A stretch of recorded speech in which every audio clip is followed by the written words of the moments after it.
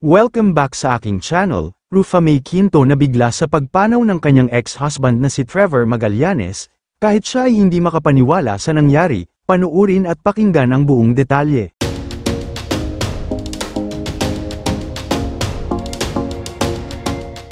Inamin nga ni Rufa May Quinto na mismong siya ay na-shock din sa biglaan at misteryosong pagpanaw ng kanyang ex-husband na si Trevor Magallanes, dahil sa bilis ng pangyayari. Kasalukuyan na nasa Pilipinas kasi siya ngayon at ang dating asawa niya ay nasa Amerika. Nang maghiwalay kasi sila ay umuwi siya ng Pilipinas upang dito tumira ulit at magsimula ng bagong buhay kasama ang kanilang nag-iisang anak. Subalit kahit hiwalay na sila, ay hindi naman nawala ang komunikasyon nila sa kanilang anak, kaya naman sa pagpanaw ng kanyang asawa ay talaga nga naman wasak na wasak ang kanyang puso dahil sa pagkabigla.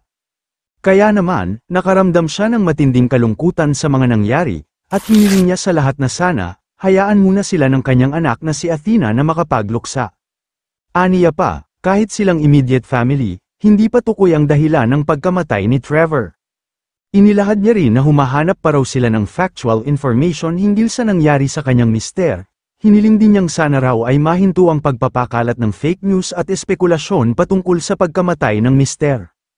Sinabi niya rin na agad silang babalik ng Amerika kasama ang anak, at ang opisyal na announcement daw tungkol sa misteryosong pagpanaw ng kanyang asawa na si Trevor ay magmumula sa kanya. Aniya, we are still gathering factual information about his death, even as or his immediate family are still verifying what happened, so we kindly ask his friends or anyone to stop spreading fake news or mere speculations about his death. I am flying tomorrow for the US with my daughter, so please, wait for the official announcement surrounding his death from me, at his family only and not for any other source.